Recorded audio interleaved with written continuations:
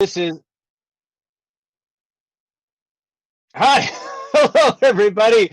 Welcome. This is Heath Howes from... We're going to be performing for you tonight. Greeley Garage Sale Theater and the Bikeshop Agency present to you Ren Faire, A Fistful of Ducats. And today's cast, we have, playing Andy, Greta Krombholz. Yay! Playing Raynoth, Daniel Mothershed. Playing Bobbini, Abraham Eifert. Playing Dave, Steve Sickles. Playing Doug, Ansel Burch. Playing Mickey, Jennifer Canzano. Playing Hero, Tony Garcia. Playing Emma, Tabitha Burch. Playing Tammy, Molly McGuire. Playing Leshawn, that's me, Heath Howes. Playing Mudbeggar, Laurie Hartung. Playing Lucky Jim, Seth Willis. Playing Big Jill Pickens, Karen Bergquist Dezoma. Playing Old Jerky, Laurie Hartung, again. Playing Tatyana, Jennifer Canzano, again. Playing Wesley, that's me, hi. Playing narrator, that's also me, hi everybody. And without further ado, Ren Faire, A Fistful of Ducats. Lights up on the inside of a circus tent. There's an array of long bench lunch tables and fold-out chairs. Various cheap tapestries hang from the tent wall. Downstage right is an empty, upright piano. In walks Andy, a young woman in her mid-20s. She carries a duffel bag which contains her sword and equipment. Upon entering, Andy looks around the tent and sets down her duffel bag, upstage right. After a moment of looking around, she begins to hear offstage voices in a heated argument, unbeknownst to her. Unbeknownst to Andy, this is the jester team of Bobbini and Raynoth, and they are working on a bit. After a couple of lines of dialogue, they enter. Well, go, brother, and kill everybody. Let your braggart nature come forth. Go kill, send wife, enemy, and master to death, to walk etern betwixt the two kingdoms. Kill everything that sparks your jealous rage. Verily, strike me first that I should die. Thou kill'st thyself with thy gluttonous nature. Look at the swelling that now surrounds thee. I do not understand. What dost thou mean? Why would I strike at thee, brother? Why thee? Me. Kill me. Start with thy blade here. Kill me. Grant me this favor and murder me first. Transform from cockerel to cockatrice and slay all thou setst thine eyes upon. Excuse me, what dost thou mean by thee, though? So, what doth that mean? A feint, nothing more. Aye, methinks thou dost not even know what thou meant by thee. Nay, it meant nothing. Nay, it meant something. Thou mentioned Thomas, thou mentioned Salvi, then thou mentioned thee. Why lay thyself down amongst wretched dogs? Thou could have named anybody, but no, thou spake of thee with this unkind rabble. Methinks this flesh packet has ruined thee. Thy wits have fled because of this woman. Hast thou ridden amidst with my wife? What? Hast thou ridden amidst with my wife? There spake my brother, who givest me this shame. How doth thy engorged spermery swell to such weight that you can stab at me thus? Just tell me, sir. Nay, shall I parry? Sure, thou dost suffer me with smart answers, yet thou not offer any that will be true. I shall ask thrice, didst thou or didst thou not?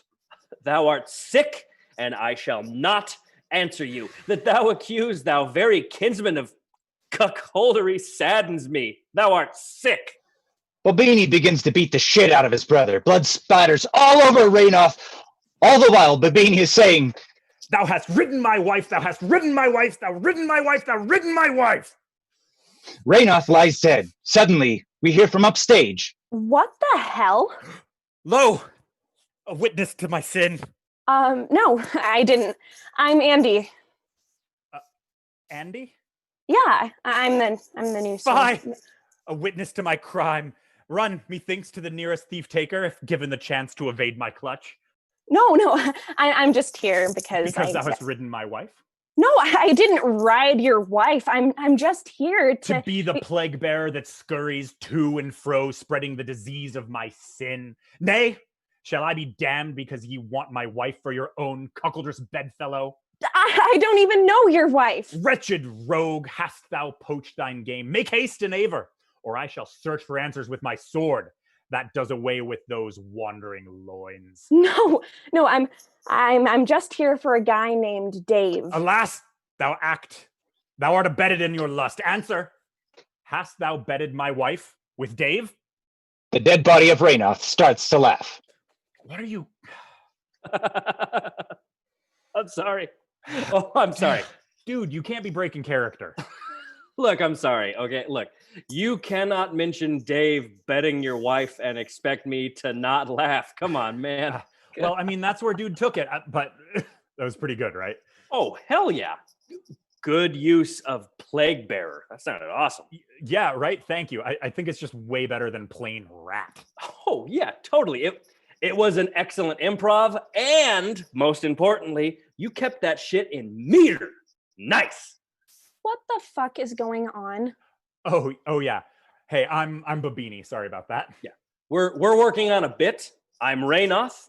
Andy, right? Andy stares at them blankly. We're the jesters. They strike a pose. Andy continues to stare. The fools. Another pose is struck. Andy still stares. Methinks the last doth lack a sense of joke. You guys were working on a bit? Yeah. Well, it was rather convincing. Thank you. I mean, I'm rather pleased with it, but you know. Yeah, it was quite. Wait a minute. Was that Raging Bull? So, yes, it was. See, what did I tell you? I said this would work. I told you.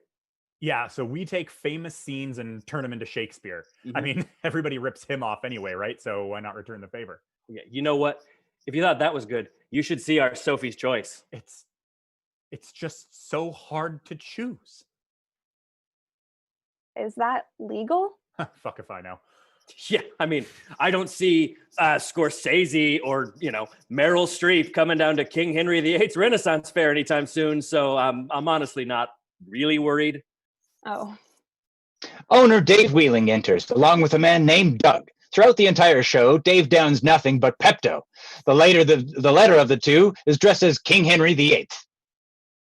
Well, if you wore a condom, we wouldn't have this problem now, would we? Who the hell are you? I'm Andy. Andy. Yeah, Andy McIntyre. You hired me? I hired you? I'm your new swordsman. Swordsman. Well, that explains the sense of humor. And the lack thereof. That's New swordsman. Yeah. No, you're not. You're a woman. Yeah. Dave is good. No, shut up. I hired a new swordsman, but he's a guy. Named Andy McIntyre? Named Andy McIntyre. But a guy. I saw him perform a couple months back. He was excellent. Well, thank you. No, I mean, what?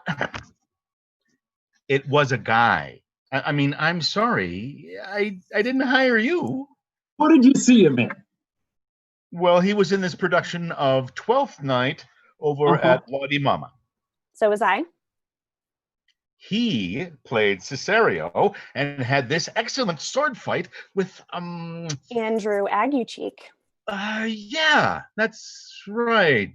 It was hilarious. Doug begins shaking his head. Cesario. Yeah? In the 12th night? What? You hired a woman! What? Look, Dave, the character Cesario Is actually A woman named Olivia. In disguise. Andy puts her hair up just so Dave can see. I hired a woman. Yeah. Quickly changing the subject. I see that you have already met Bobbini and Raynoth. Yeah, I just saw them do one of their bits. Excellent. This is Doug. He is our King Henry. Hey, A beautiful woman, Emma, pokes her head into the tent. Hey, Dave. Who are you? I'm Andy. Hi. Hi. Emma, I am dealing with something here. Well, you might want to come here. Leshawn just got stabbed. Oh, shit! I'll be right back, Andy. Just make yourself at home and we'll square you away in a bit. Dave exits. Did that woman just say stabbed? Doug turns to Bobbini and Raynoth. man, Hero went through another one already. Another what? Swordsman. Well, I mean, Leshawn was just a temp, right? I mean, A week ago, he was selling mead, but when who was the guy before Leshawn? Marco. Yeah, Marco. When Marco got stabbed, Dave needed a replacement, so he... Hold it. So this guy has stabbed 2 people. Actually 8.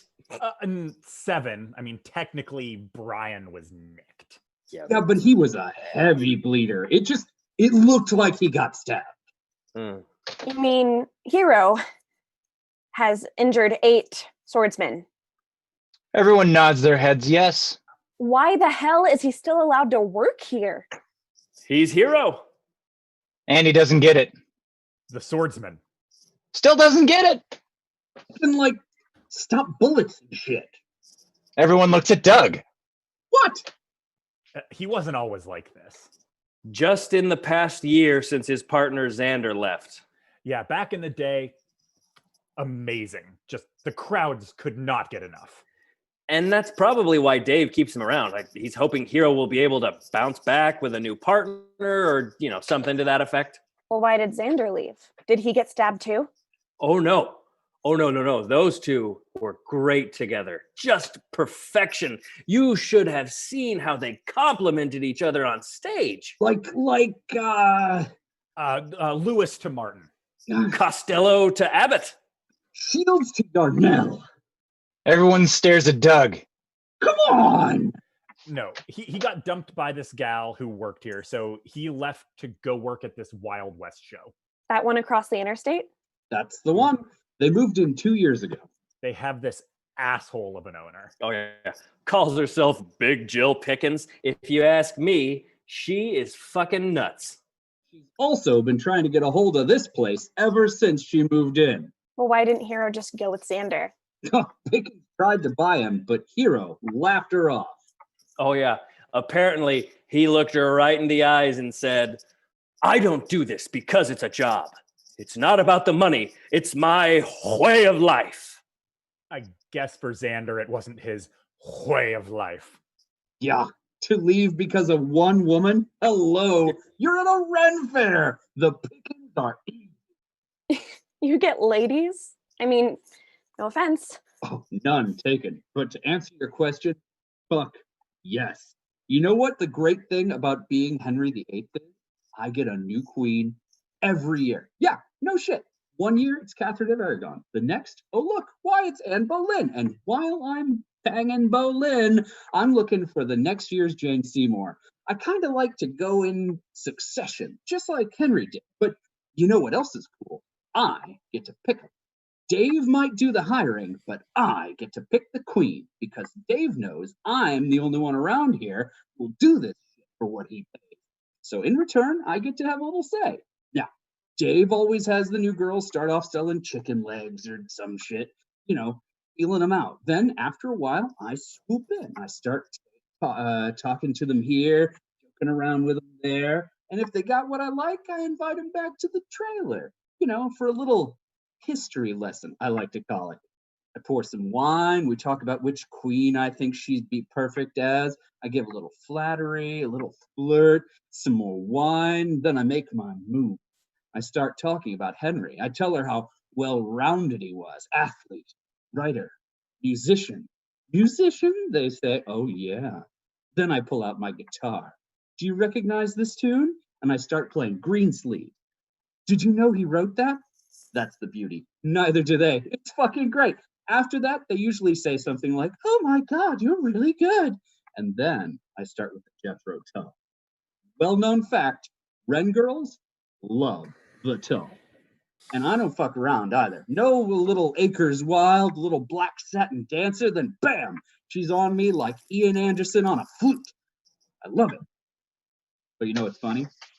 I've had this routine going for so long that it's getting to the point now where every time I hear Greensleeves, I start getting hard. Doug's cell phone rings a Jethro Tull ringtone. He answers. Excuse me, I gotta get this. Jessica! That has got to be one of the creepiest things I have ever heard. Unfortunately, it's true. Yeah, Ren girls do love the Tull. Mickey the minstrel enters the tent. Ooh, Nice. Speaking of creepy. Oh my God, did you guys hear about Leshawn? Yeah. Oh man, it was so gross. Blood splattered all over some old lady. Dave had to give her complimentary seats at the king's table just to calm her down. What? Hold on a second, honey. No, only I can do that. Not tonight. I guess you'll have to save your sweet talk for another young maiden another night. Oh, no. He'll keep the smooth talk. Doug can't resist that guilty cocoon pussy. Oh, yeah. Mickey begins miming having sex.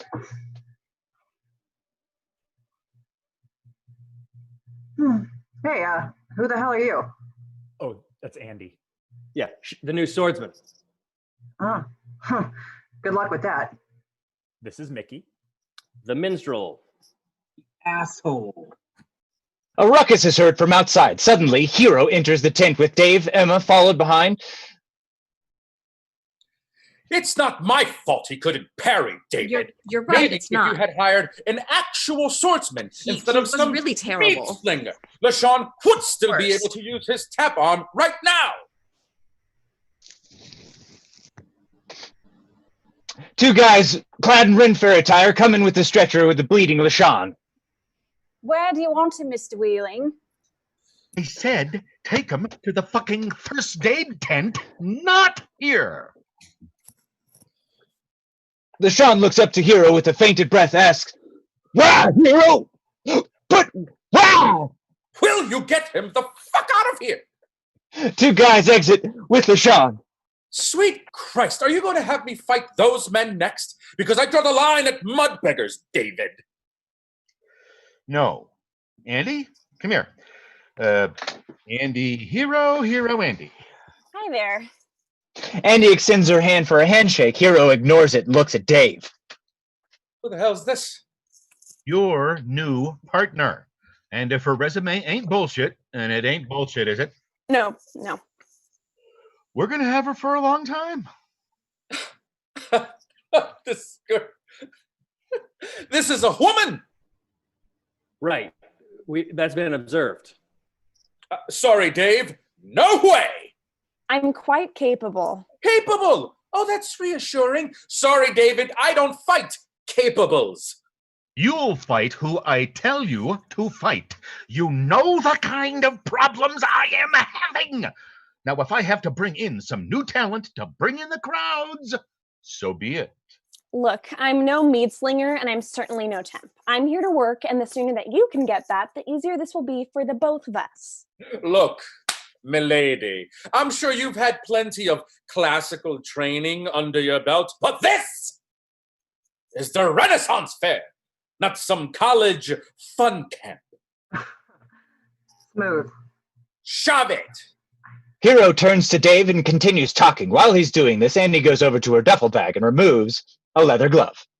David, come on. What the hell are you bringing in? What, the local talent wasn't good enough for you? Andy taps Hero on the shoulder What? and slaps him across the face with the glove. Everyone in the tent gasps. Oh, fuck. Oh, shit. Oh, right in the 8x10. Andy, is it? You're in for a heap of hurt. I think you'll find me a lot harder to stab. Swords are drawn. Emma turns to the front of the house and yells, Sword fight! Mickey runs over to the piano and begins playing some rousing fight music. A crowd of workers enter the gathering and Hero and Andy square off to begin fighting. After the clashing of the swords, you can hear people routing, Get her! Stab her! Stab her! Stab her! Get her! Stab her! Oh, man, it's like you rehearsed it! Right. Quick, God, little stab stab. her! Hey, No! okay. Hey, Go for the arteries! enough of this horseshit.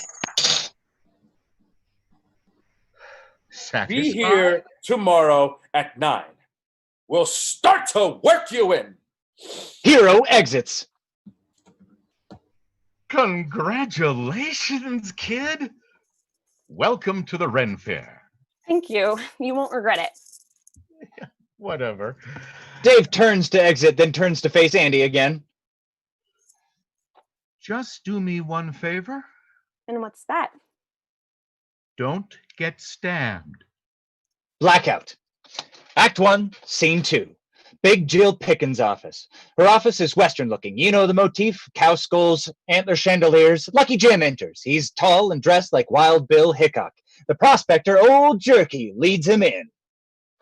Lucky Jim here to see you, Miss Pickens. Oh, goody. You asked for me, Miss Pickens? Lucky Jim! Is this a bad time? Not at all. I was just masturbating. Please, have a seat. Lucky Jim, I do believe fortune has battered her lovely eyes in our general vicinity. You are not going to believe the conversation I had with one of my buddies over at the Chamber of Commerce. Leland Stencil brought up something that caught my attention. What's that, ma'am? The goddamn bank is about to foreclose on those Ren Faire sons of bitches. I'll finally be able to get my hands on that property. Property. Ma'am, you'll have to pardon me, but I've never understood your obsession with that place. Now, LJ, it's not the fair I'm after. Oh no. Although I'll be honest, I do believe I'll be doing God's work by shutting down that disgusting hippie tourist trap that does nothing but brainwash good, wholesome Americans into celebrating everything that ain't red, white, and blue. No, I'm after the land itself. All right. You see, LJ, I believe it's God's will that I raise that shit pile, flatten it to the ground, and erect the world's largest flume park known to mankind. Pardon? Flumes! Water rides!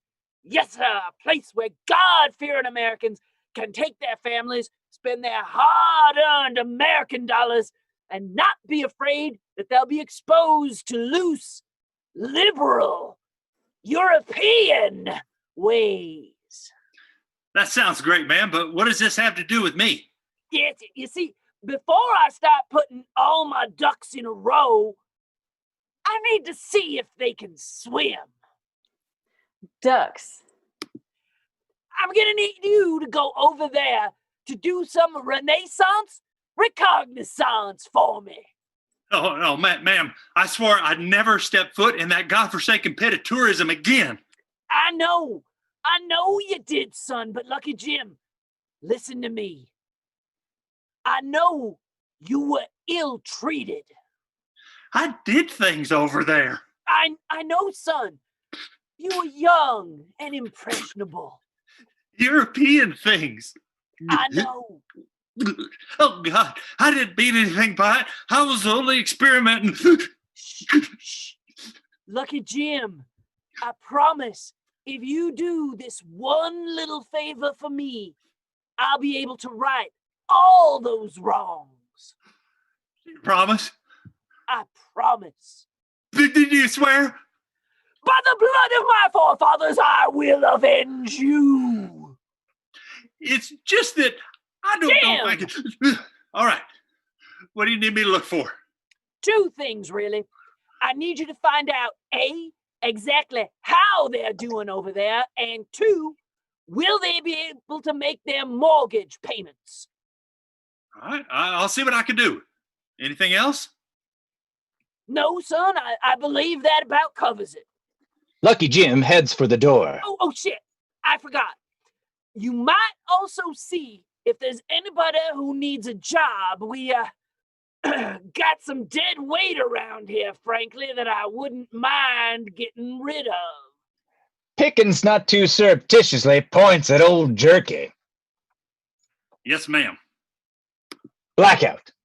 Act 1, Scene 3. Lights up, back at the tent. Andy is standing downstage practicing her upcoming routine. She's trying to concentrate. Unfortunately, watching from stage left lunch table by her duffel bag is Tammy, a hot beef vendor who's quite socially awkward. She's eating and intensely watching Andy, causing her to be somewhat nervous. With every sword and hand-to-hand combo, we hear her vocalize her excitement. She lets out some oohs and ahs. Ooh! Ah! Andy, quite agitated, decides. You know what? I think I'm good for now. She crosses over to her duffel bag and begins taking off her gloves and puts her equipment away. Wow. I wish I could do what you guys do. It's so cool. Punching each other. It's pretty fun. It's got to be way more exciting than selling hot beefs. Yeah. At least I'm not selling onion rings anymore. Oh, yeah? Oh, yeah. My cats couldn't stand how the onion rings made me smell. I'd come home and they'd just ignore me. But now, look out! I walk into my kitchen and they're all over me, smelling me and climbing all over my back, which is not bad because it's like I'm getting several tiny massages. Do you, yeah. She reaches out. No, I'm good. Thank you, though. Right. Okay. Yeah. No. Yeah, some people don't, oh, Dave said he might be moving into the cheesy beef soon. Oh, that sounds pretty nice. It doesn't pay any better, but everybody loves the cheesy beef wenches. Okay. I don't really know why that is, but if you've got cheese, people are a lot friendlier to you. It's just something I've noticed. I bet that it makes the day go by faster, too. You know, people being nice to you. They also don't make as many sex innuendos with the cheesy beef wenches as they do with the hot beefs. Hey, m'lady, you like being around hot beef all day long? Oh, I'm sorry. I've already got some hot beef. Small pause. Right here. Another small pause. In my pants! I get it. Yeah. I think it's because you can't make cheesy beef into an innuendo without it sounding like some kind of STD. No, I guess you can't. Tammy stares at her. So, do you like working here? Oh, yeah. It's all right. I know some people love working here and want to stay here after their shift, but I can't do that. After I clock out, all I want to do is go home, see my cats, watch Friends. You know, to me, it's just a job. Not the best job I've ever had, but it's better than where I was. CVS. Talk about your poopy jobs. It was so sterile, which I guess is good since it's a pharmacy. But I was there 6 years. Then they fired me. Oh. They pulled a random drug test on us and found traces of psilocybin in my urine. Do you like shrooms? Oh, I don't really. I tend to stick to beer. So no. No. Because if you need any, I'm good for that. I'm fine. Yeah. But thank you anyway. Hilda? Tammy. Tammy. I'm Andy. Oh, I know. Oh. Tammy you slowly do? grins. Do you normally take your dinner break at this hour? Mickey and Emma enter the tent in the middle of a heated argument. Seriously? I don't know what the hell you call that shit, but it certainly wasn't singing. Fuck you. I said I was sorry. Now, it's not like you've never missed a note before. Okay, baby, you ain't just missing notes. You left out an entire stanza. A stanza. And I don't know what key you thought you were singing in, but it was not what I was playing. Oh, for crying in a church. How many times do I have to apologize to you, huh? What else do you want from me? How about you learn your shit for starters? Then just a little focus would be nice. Oh, hey, Tammy, you got my prescription? Yeah, here you go. Tammy and Mickey exchange money and shrooms. Thanks. Hey, Mickey, I was wondering if you're not doing anything later on. Yeah, no, I'm doing something. Oh, well, yeah. I was just going to make some shroom tea. Hey, Tammy. Tammy responds with complete animosity. Thanks. Here's your prescription. Is there a problem? Oh, yeah. Hey, Naughty here keeps wobbling on her warbling. I got shit on my mind, okay? Anything that I might be able to help you with? Yeah. Walk behind her with a fucking pitch pipe. Oh, come on. There's no need to be rude. Oh, excuse me. I'm sorry if some of us are just a little too professional, while others don't do our job because we're too busy pining away after ex-boyfriends. I'm not pining after Xander. You were the one that dated Xander? Oh, yeah. Tammy! Sorry. Yes, I dated Xander. And no, I'm not pining for him. I, for one, dumped him. Well, you must be thinking about something because you're definitely not thinking about the music. I'm fine. She's thinking about Hero. Tammy! Sorry. Wait, you got a thing for Hero? God, fucking swordsman. No offense. None taken. Is that why you dumped Xander for Hero? No. Yes. Part of it. I mean, besides being a closeted neocon, he was a really shitty kisser. And as far as Hero goes, he doesn't even look at me anyway. I think he holds me responsible for Xander leaving. Hey, Andy. Play your cards right. You might be next. No, actually, I... Emma looks at Mickey. Stumit. Raynoth and Bobbini cross from downstage center to the upstage door. Throughout the cross, they do one of their bits. Who unjustly stated, curse the machine? Curse the machine? Terry, what game is this? Is this some tutoring of courtesy? Richard, are you cursed? Nay, are you mad? The heated sun shines upon you this day, so you falsely proclaim yourself the lord of this rancid place of business? David. Stow your tongue. Upon my arrival this day, I was raped with vile humiliation. Curse you, Richard. You art a vicious cur, laughing for you art top name on the board. Humiliation? Pray let me atone. Curse you, David, for thou boastest big. Thou makes one close, and thou defiles this place with such noxious belly humors that the smell maintains itself for half a fortnight. They exit. Beat as everyone stares at the door. Glengarry, Glen Ross. Oh, right. Hey, where is Hero anyway? Aren't you guys supposed to be performing tonight? He went to talk to Dave about it. He doesn't think I'm ready, which is bullshit because we've been working on it all day. Don't let him get you down. He can be hard to work with sometimes, but that's just because he's perfect. He's being difficult is what he's being. Before I left yesterday, he made Dave give me a couple of tapes of his and Xander's show to watch. No problem. I learned the dialogue, no problem. I learned the fights, no problem. But he nitpicks everything. I can't even bring up any new ideas. It's stifling. During part of Andy's dialogue, Lucky Jim walks into the tent and listens. After Andy's done, he lights up a cigarette and speaks, startling everyone in the tent.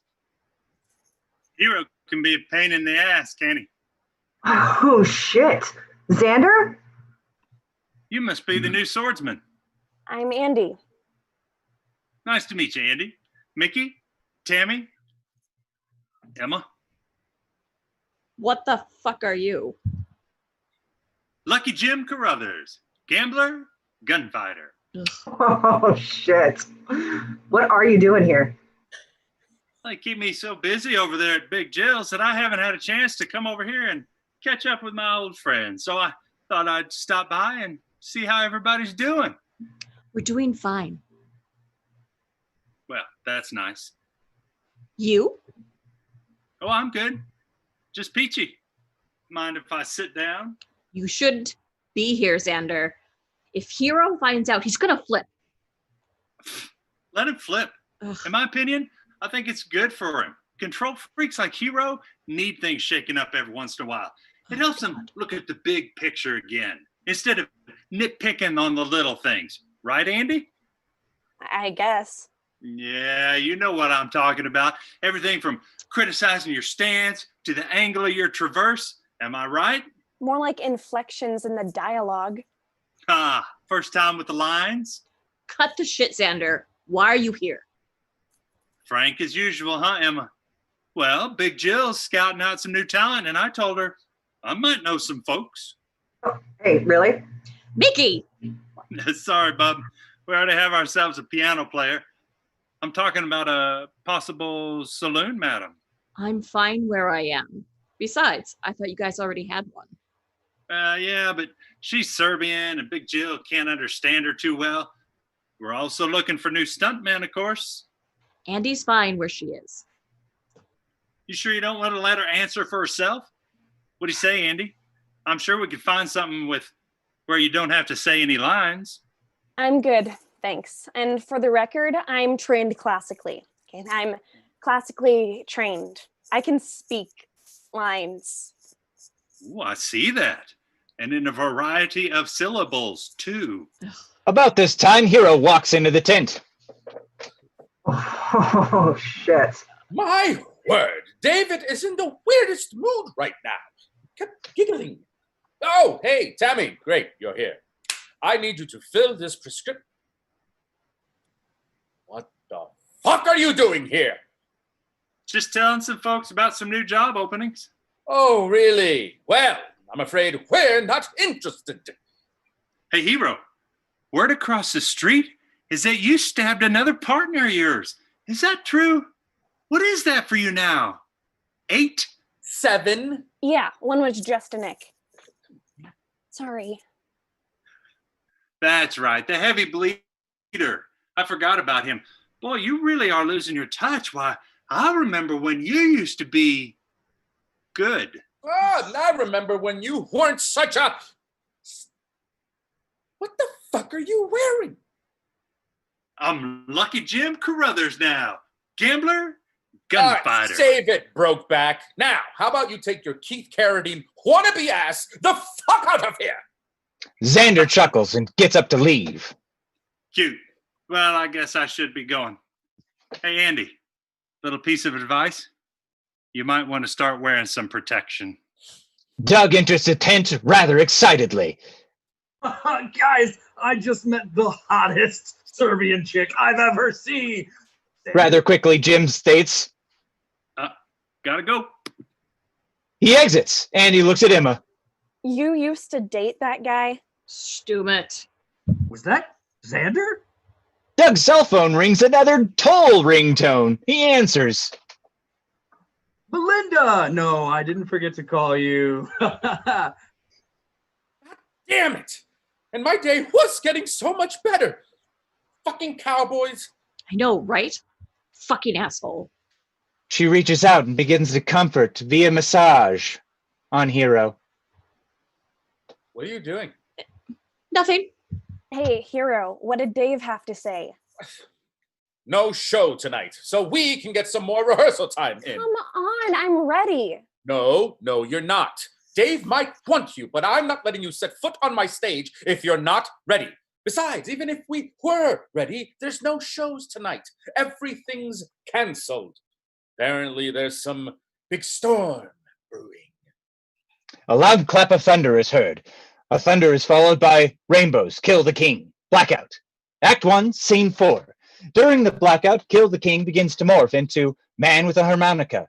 As it plays, we hear more claps of thunder. Lights come up. It's Pickens' office. She stands by the window looking out the storm. Downstage sits old Jerky, the prospector. Sounds like it's getting rough out. Who knows? Maybe it'll wash away that den of evil across the road there.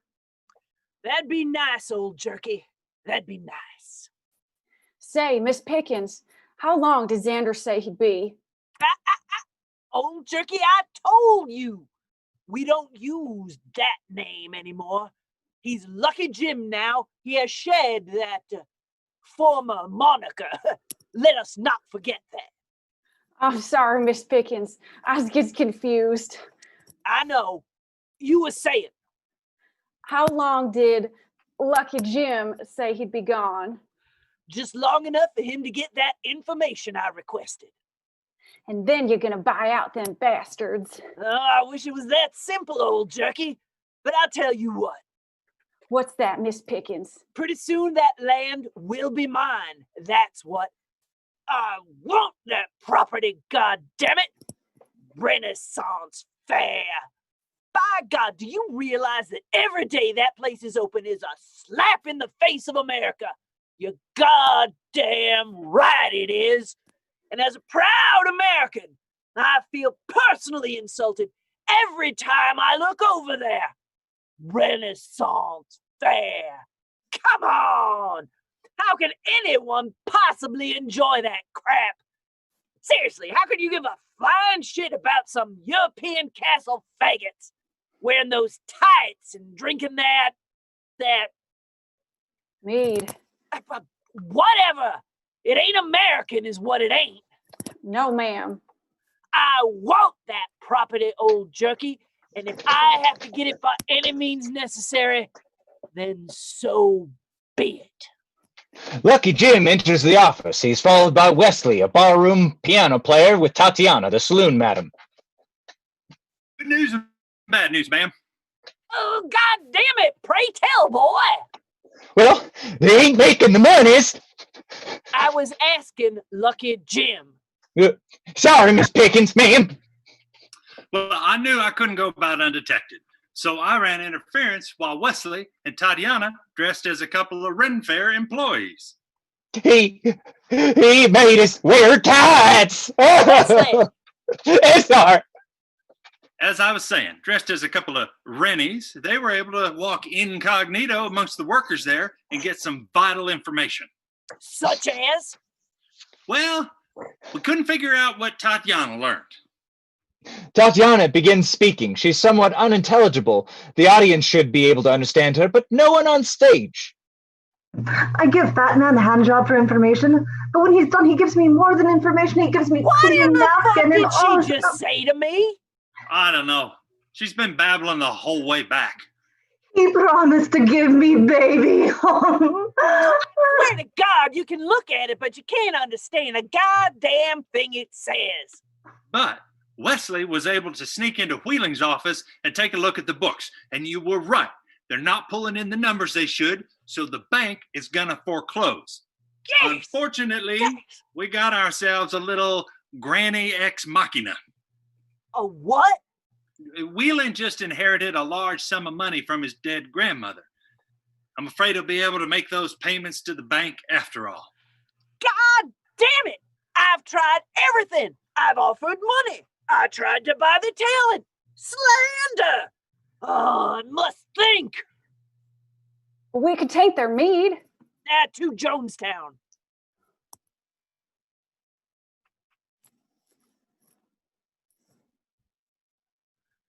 Nah, dressing up as monsters and haunting the fair would be way too Hanna-Barbera.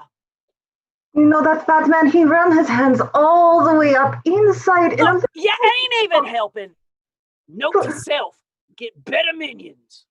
Oh, we could get the city council to move the interstate over onto their property, and we can get what's left. To Zemeckis. But I like the city council's idea. Wesley, piano.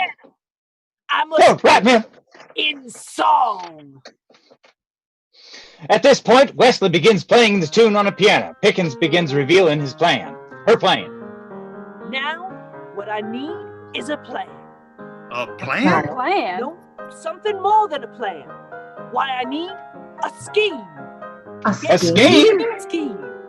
You see, anyone can come up with a regular old plan, but what we need is a scheme. And a scheme's much harder to come by than plans. Why is that? Schemes are always 4 parts trouble. Oh! How are we going to get him? I don't know. How are we going to close them down? I'm not certain. All I know is trouble's on the way. When coming up with a scheme of deviousness, one needs all acts of mischievousness. Oh, yeah? You take them for a ride? Well, you can't let anything slide.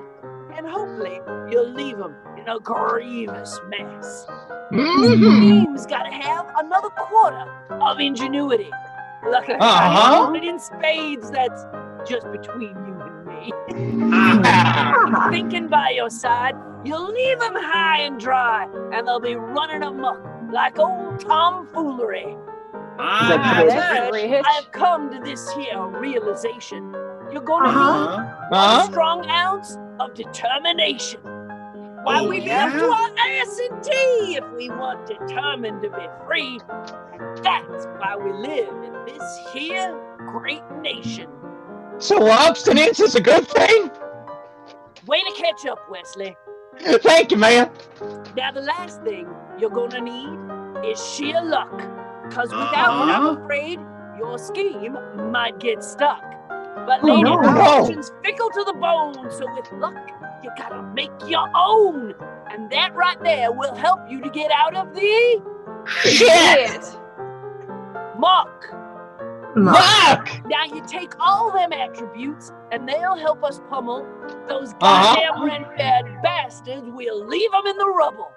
Damn right. When you add all 4, why something bad's coming knocking at your door.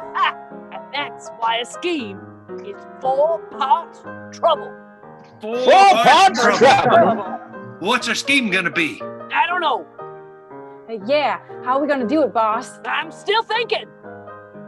All we know is trouble on the way. Wait, I think I got it. She's got it. Damn right I got it. Well, Miss Pickens, tell us what you gotta say. Say. At a public place of amusement, you need a license. And if you lose it, why the city will come in and shut your doors. It will? Well, the city needs its revenue. And if you don't pay, that'll never do. And it'll leave that old Dave Whelan mighty poor. All right. I'll grease the palm of an easy judicial. Because a little cash can make it all official. And we can Not bad. Gay-ass Ren Faire nevermore. Not bad. 4 parts trouble. 4 Yeah, parts that's trouble. And I love some TROUBLE. And that spells Small rocks? Jesus, it spells trouble. It spells trouble. Trouble. 4 parts trouble. How I love this scheme, can't you see? We can see. Down with a false PPA. Don't judge. It's the American way, and that's trouble. Yes, that's trouble. Trouble. 4 parts trouble. S of A. Trouble. The song ends. Everybody cheers. Thunder. Blackout. Act 1, Scene 5. Lights up on the tent. On stage are Hero and Andy and Dave. All right. Bobbini and Raynoth are out there warming up the crowd as we speak. And then Mickey will be out there doing whatever the fuck it is that he says it is he does. And then it's you guys. That's right. You guys. Now, I don't need to tell you how much I need this, do I? And I don't just mean financially. I mean this. I need this. Over the years, I have had every mediocre job you can imagine. I've been a janitor, I sold pants, I worked as a mechanic at Sears, where all day long, all you got to listen to was Herb Albert, whipped cream, and other delights. But of all the things I have done, running this place is the one that's been the most rewarding.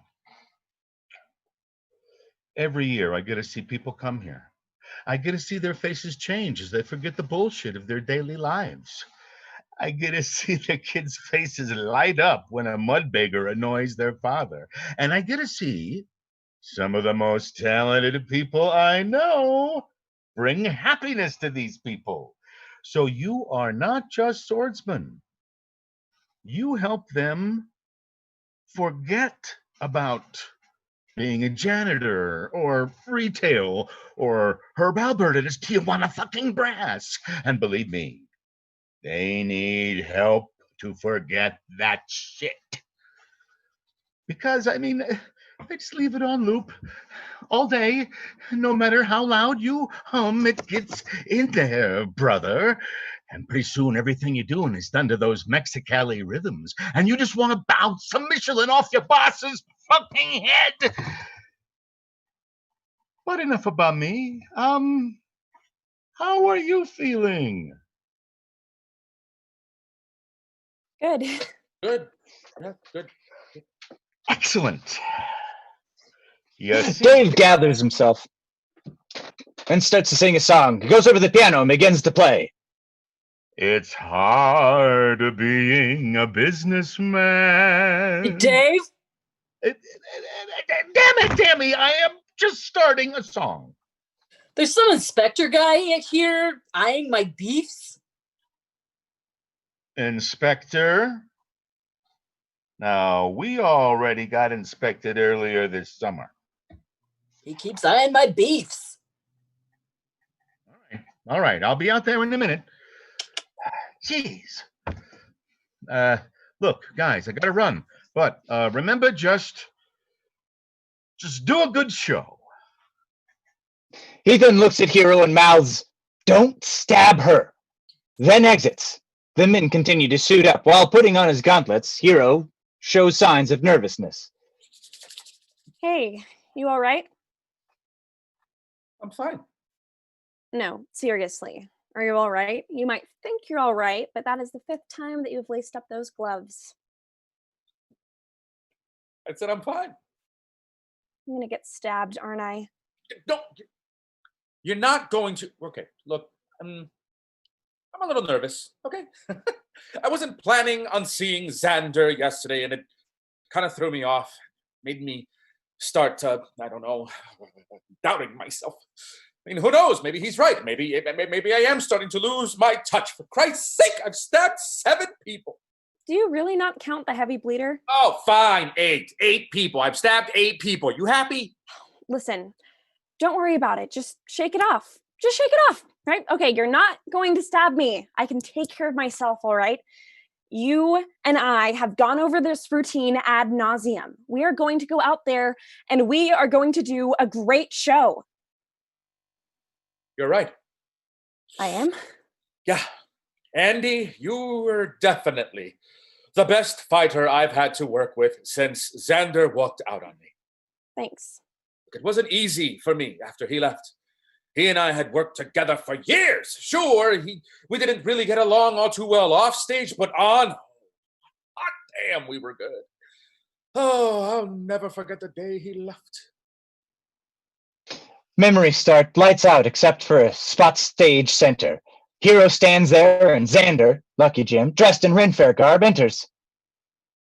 I'm thinking about leaving the fair and going to work at the Wild West show. That's cool. Cool. End of Hero's memory. Lights back up to full. It was the worst day of my life. I understand, man. Hey, if it makes you feel any better, there's something I've been wanting to tell you. I only took this job so I could work with you. 2 years ago, I came and I saw you perform, and yeah, you guys were good, but you, Hero, you were great. You definitely had your shit down, okay? You fought circles around Xander. The audience knew it, and I knew it. You made me want to pick up a sword. Really? Yeah. Thank you. Are you coming on to me? No. Just checking. That would get weird. So look, when we get out there, okay, you're going to need a new name. I mean, Hero and Andy doesn't really work. You got any ideas? Yeah. How's Andromeda sound? Like shit. Good. Doug, Bobbini, Raynoth, enter the tent. Okay.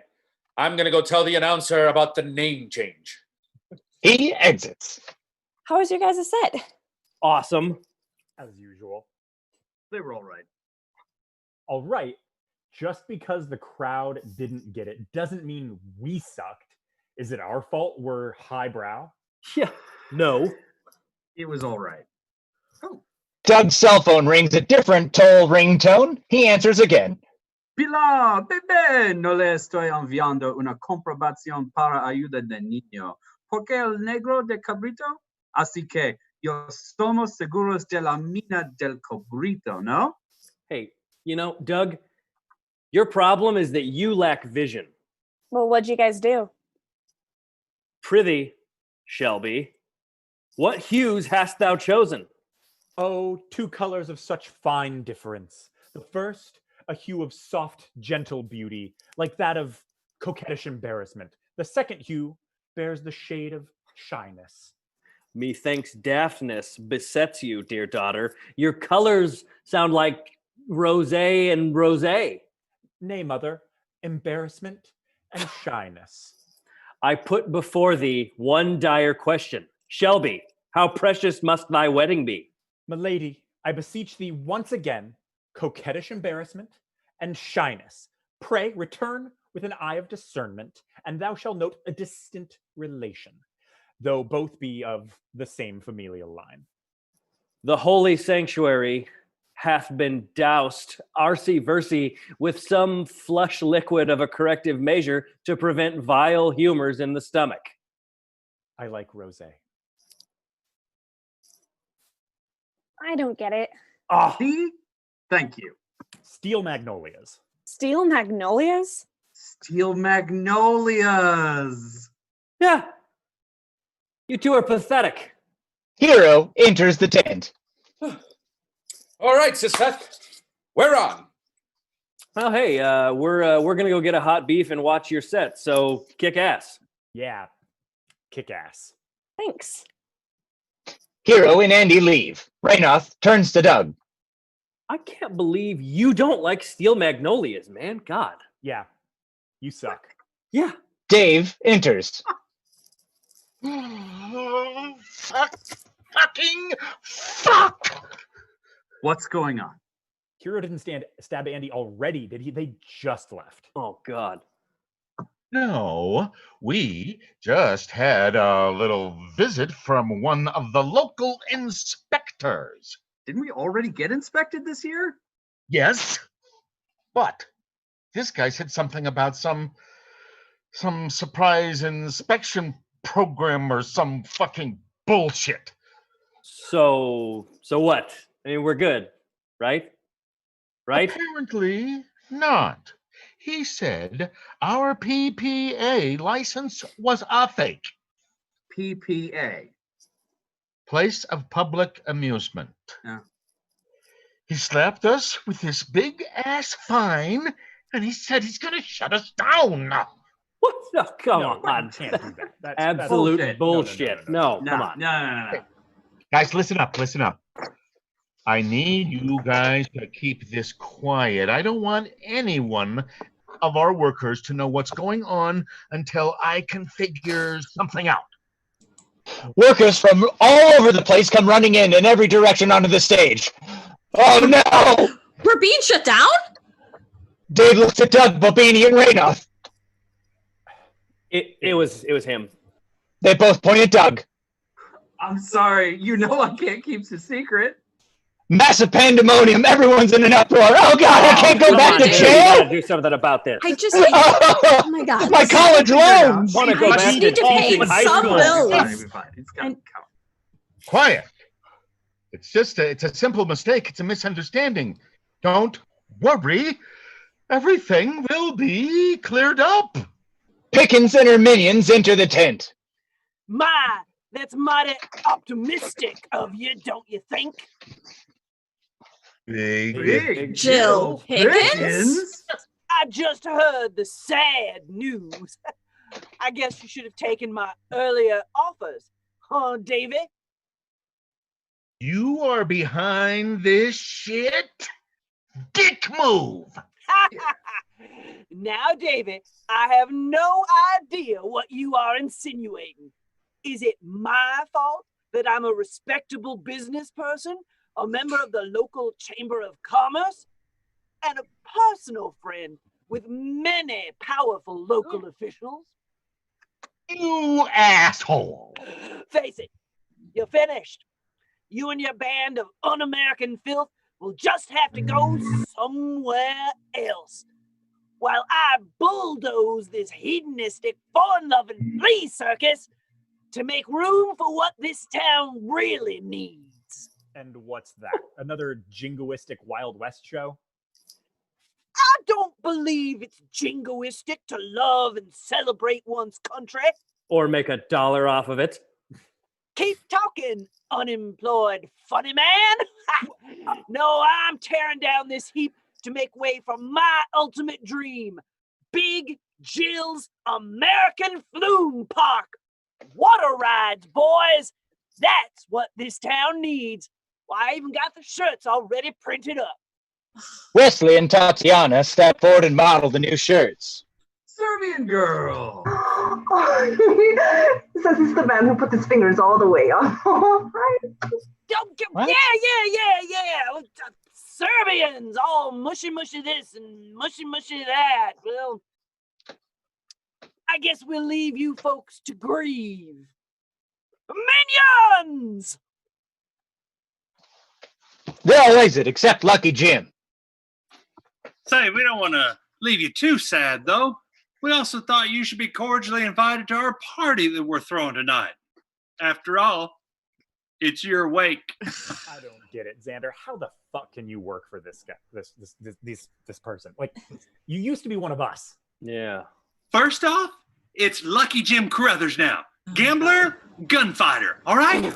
Second, I was never one of you with your fancy uppity ways, drinking mead and wine, basking in the glow of Shakespeare or Henry VIII or whichever European fop caught your fancy. And third, it's easy to work for Big Jill.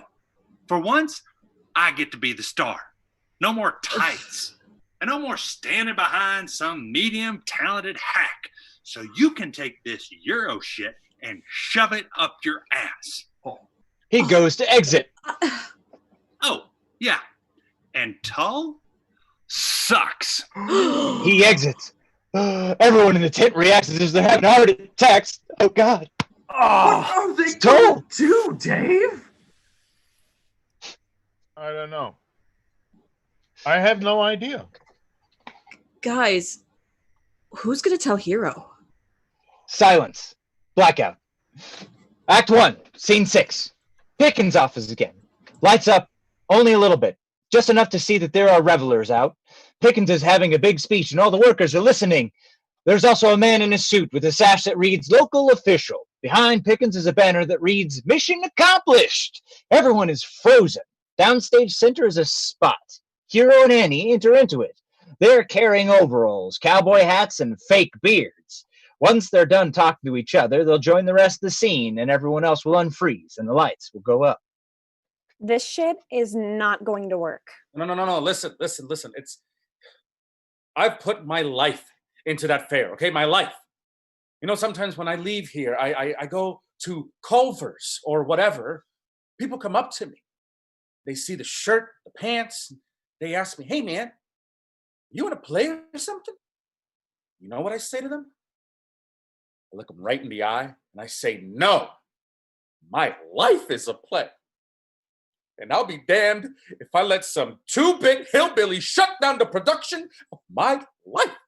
Yeah, about that. I just started here, so it's not really my life yet. Oh, hell yes it is, okay? Andy, you're good. Shit, you're more than that. Damn it, you're pretty good. And this asshole shut down our production, not mine, ours. I wouldn't have been able to do what I did today without you. Dave's not the only one who needs you, Andy. I need you. Besides, think about all the other people who work there that are getting fucked over by this guy. Like Doug, the Gestures, Mikey. Well, fuck Mikey, but Mudbeggar, 1 and 2. Tammy, what about Tammy? She needs a friend. No thanks. I noticed you didn't mention Emma. What about Emma? You know she's got a thing for you, right? What? She likes you. She does? Really? Lights down. Memory fade. To spot. In a memory sequence, we hear Kenny Rogers, You Decorated My Life. Playing overhead. We're treated to a montage of Emma hitting on Hero. She laughs at his jokes. She touches his hands. She licks his face to say goodbye. She hides behind him in a shower. Lights up. End of memory sequence. I had no idea. I'm such a dick. Yep. But she's afraid that you blame her for Xander leaving. Well, I mean, she'd be right. At least I did at first. But then I got so wrapped up with me and... Fuck, well, see, now you have to help her as well. For me. Damn, all right. Look. It'll be fine. Okay, just put on the overalls and the beard. We go in, tape any information we can with the camera. Then we split. It'll work. Trust us. Lights up on the revelers, and they join in. Now, before I thank each and every one of you for all your hard work and patience, I'd like to thank one of our beloved local officials, without whom support and open wallets, none of this would even be possible. Yeah. Say there, Mr. Pickens. Whatever do you mean by open wallets? What I mean is, since they are easily bribable, we can get them to trump up fake charges on those who lack the power to defend themselves. For example? Well, for example, King Henry VIII's Renaissance Fair across the interstate. Sorry, I'm afraid I don't know who you boys are. Why? Well, Slappy Pete and, Quick draw, Bobby. McGee. What? You just hired us. We're stuntmen. Yeah, stunt men. What's with the video camera?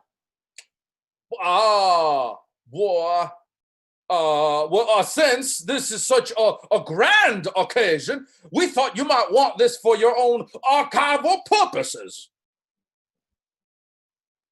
Oh, well, all right, that's settled then. Well, say, Mr. Pickens. Yes, Slappy Pete. Yes, ma'am.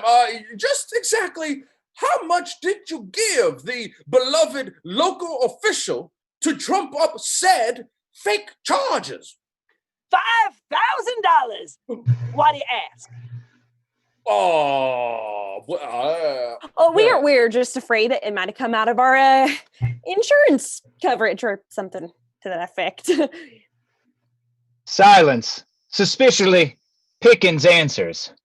I don't offer insurance here. Oh, no, yeah, that's right. I forgot. Well, They turn to leave, but Lucky Jim rips off their beards and hats. Time to go!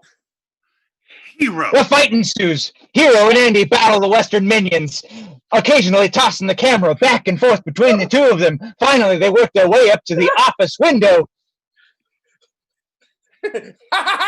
Later, suckers! Both try to break through the window, and unfortunately, it doesn't break, and they both fall back onto the stage. Plan B? They continue to fight. Enough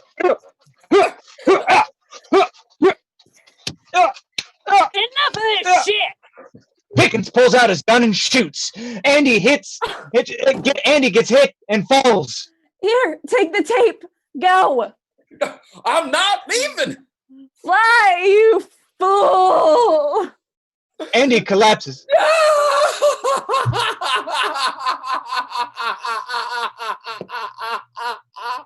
And Hero escapes. Get him! Blackout. Act 1, Scene 7.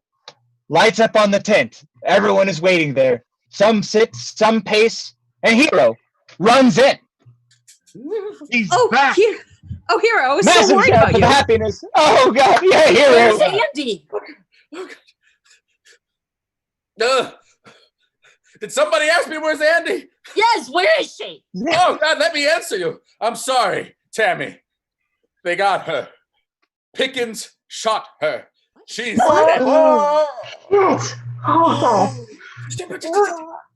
Listen, everyone, we don't have much time.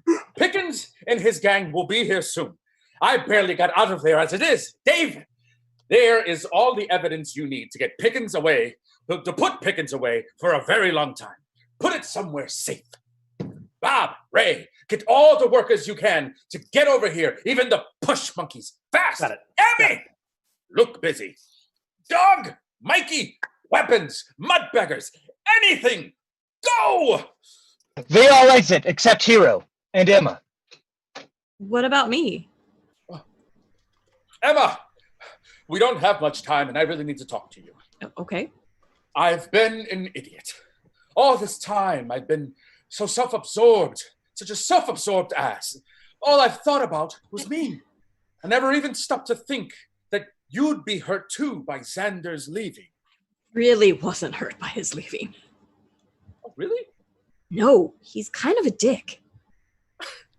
Well, yeah. Cool. Anyway, I've also never stopped to see what a beautiful woman you are. And if we make it out of this... Emma starts kissing him. Mwah. Okay, or we can start right now. So they start French kissing. Pickens and Lucky Jim and Old Jerky enter. Well. Say, Lucky Jim, looks like your ex has moved on. Not surprising. Ring girls are known to fuck anything with a sword. Or in your case, a pocket knife. Shut up. They surround Hero and Emma and go in for the attack. Old Jerky ends up with Emma, and Lucky Jim ends up holding Hero. I's got her. Don't touch her! Ow! Ow! Silly boy, don't you know by now I can do whatever I please? Sooner or later, Pickens, you... Oh, shut up! She pushes Hero a couple of times. Now, where were we? Oh, yes. Give me the tape. Oh, you're too late, Pickens. With any luck, it's probably in the hands of the authorities right now. Wesley and Leshawn and a couple of other cowboys with the captured Doug, Dave, Bobbini, Raynoth, and Mickey. Hey, we got the tape, boss. You were saying? Leshawn, what are you doing, man? Leshawn walks over and punches Hero. Oh! Yeah, okay, I deserve that. Leshawn, look, I'm sorry for stabbing you, but you don't have to do this. Yeah, it's too late, Hero. Miss Pickens has given me a better offer. And I won't stab him either. Why, Wesley, whatever are you doing with those clubs? Well, I took them off your highness over here. Good work, fellas. Tatyana enters with Tammy. I found one. God damn it! English! Sostermeyer. Boom. What are you going to do with us, Pickens? You can't kill us all like you did Andy. No.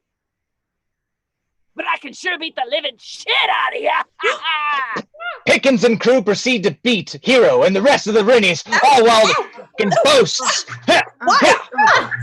Oh, Jeez, really? no, not the face. Oh, Ren, why? Stop it. Again. Just trespassing, and now you can't prove otherwise. Andy enters with a couple of swords. Not so fast, Pickens. Andy! What the hell? The Rennies use this opportunity of confusion to break free from their captors. Andy throws Hero a sword, and the rest huddle behind them. Oh my God! Andy, I thought you were dead! How'd you... Andy opens up her shirt to reveal a metal-plated vest.